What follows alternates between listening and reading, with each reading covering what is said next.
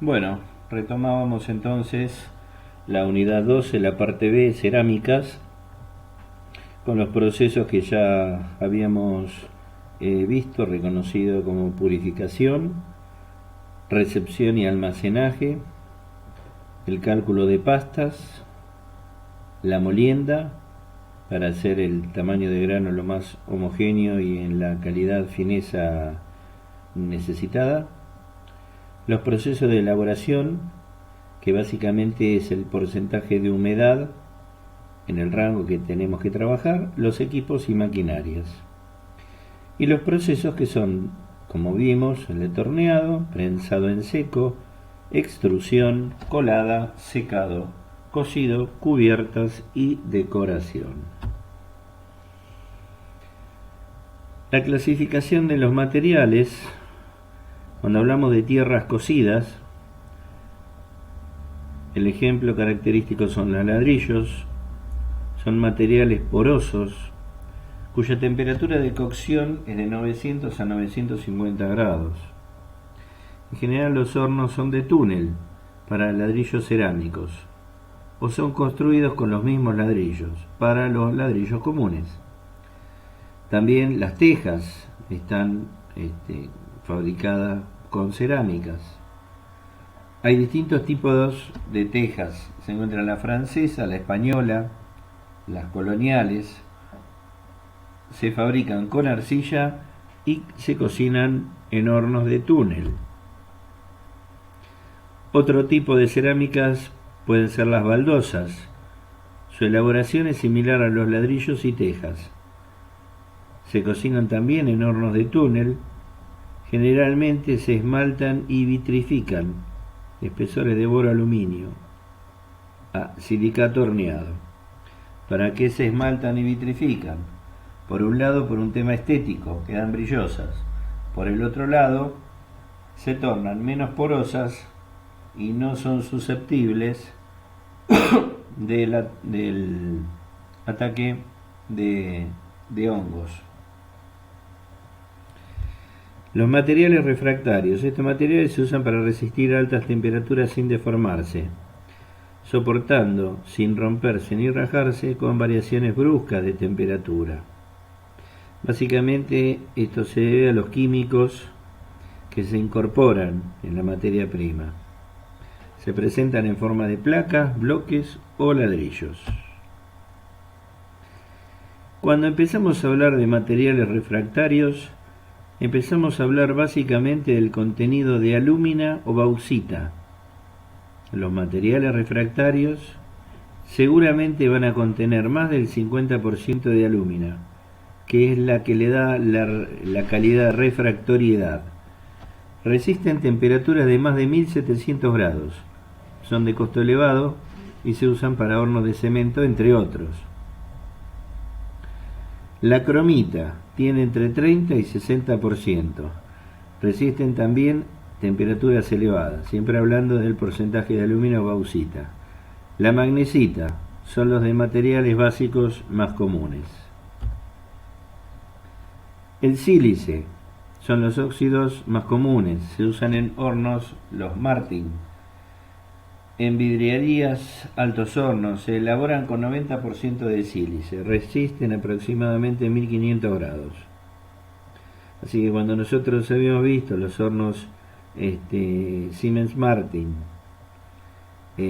para fundición de aceros, el material refractario con que se cubren esos hornos son de sílice. También están los de carburo de silicio. Es un refractario de alta estabilidad, resiste 2000 grados. Así que el de carburo de silicio es un revestimiento que entre otros se usa para procesos que requieren altas temperaturas de fundición de los materiales. Las losas son productos más duros y menos porosos que la alfarería común. Son menos duros que la gresa y la porcelana.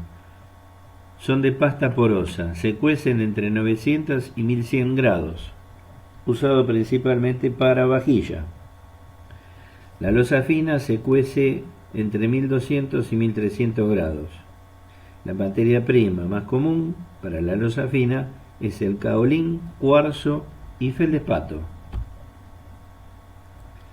La grés es material cerámico vitrificado. Es una pasta impermeable y puede ser grés común y grés fina. Son más opacas que las porcelanas. La grés fina se obtiene con pastas semejantes a la de las porcelanas y cocidas a 1300 grados. La grés común se fabrican con pastas menos puras y se cuece a menor temperatura que la fina. Se emplean para usos domésticos y químicos, para artículos sanitarios, pavimentos, entre otros. Las porcelanas en general son duras e impermeables a los líquidos y se emplea para la fabricación de artículos de mesa y de laboratorio. La temperatura de cocción es de 1200 grados aproximadamente. Para la porcelana blanda, que es más opaca. La porcelana fina se emplea en artículos de lujo y de adorno. Luego están las porcelanas para aisladores. ¿Sí? Durante el proceso de cocción de la porcelana convencional, que está compuesto por caolín, aluminio, silicio, oxígeno, arcilla, silicato hidratado de alúmina, silicato y agua, feldespato, que es mineral del tipo sílico-aluminato, cuarzo, que es dióxido de silicio. Todos estos componentes son los que intervienen en la fabricación de la porcelana para aisladores. Tema eléctrico.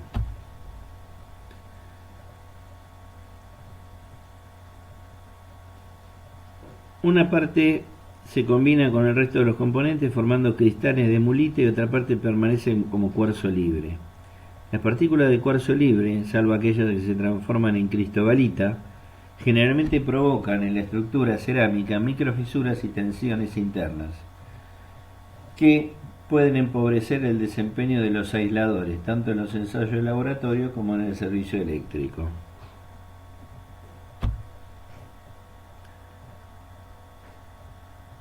Esto provoca que tengan estos materiales tendencia a fracturarse, en virtud de la gran variación de volumen que experimentan durante el proceso de cocción. Tengamos en cuenta que todos los cerámicos presentan alta contracción. Un alto contenido de cuarzo libre, dióxido de silicio, en una estructura cerámica es perniciosa, o sea, no es una buena condición.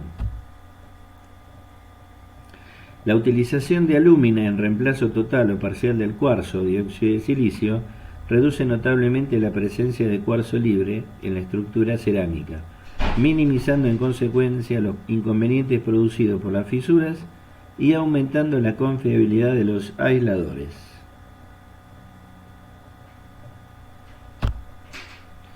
Bueno, acá vemos entonces un cuadro general de clasificación de los materiales cerámicos. Están los materiales de pasta porosa y de pasta compacta. De pasta porosa podemos hablar de tierras cocidas, de refractarios y de losas. Las tierras cocidas, los ejemplos más comunes son ladrillos, tejas, baldosas. Los refractarios generalmente son en base alumínicos, cromita, magnesio y silicios. Las losas, que se podían dividir en finas y comunes. Dentro de los materiales de pasta compacta encontramos a la porcelana y a la grés. La porcelana puede ser dura o blanda y la grés fina o común, y algunos usos de la común como sanitario, industrial, decorativo. Los aisladores son entonces materiales base cerámico. En realidad estos aisladores que habíamos visto de porcelana son alta resistencia a la electricidad, a la conducción térmica y eléctrica, son aislantes perfectos, por eso es que se los utiliza. Los vemos en las torres de alta, media y baja tensión. Las porcelanas, bueno, distintos tipos de porcelana, empleado básicamente en ornamentación, en plato, platería. Luego las estructuras cerámicas superiores, porosidad nula, son las que tienen las mejores propiedades dieléctricas, mecánicas y térmicas, alta confiabilidad del servicio. Estas son las porcelanas, las vemos en estos sectores, en donde pasan los cables, aislando los cables. Estos vemos algunas porcelanas aislantes en corte, estos son planos, de algunos tipos de porcelanas aislantes, soporte de aisladores. El taxi espacial también utilizó cerámicos de alta resistencia. Cerca del 70% de la superficie externa se protegía por bloques cerámicos, 24.000 bloques cerámicos.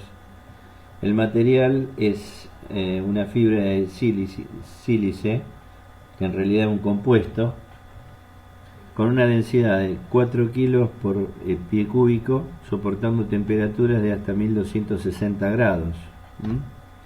Acá vemos los materiales, los distintos materiales que están constituidos, digamos, la superficie, la parte externa del taxi espacial, transbordador espacial. Zonas como reforzado en carbono, grafito.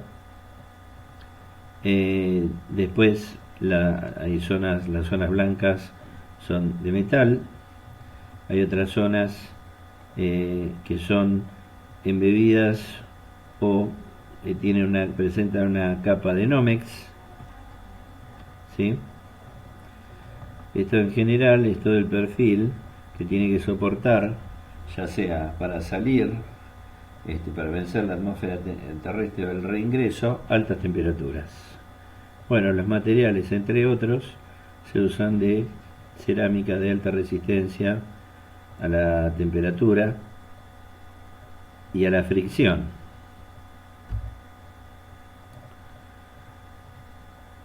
En realidad estos compuestos se los utiliza en fibra, el carburo de silicio en fibra, con cobertura de nitruro de boro, para que pueda insertarse perfectamente en la matriz de carburo de silicio. Bueno, acá finalmente terminamos la unidad 12, le agradecemos la atención.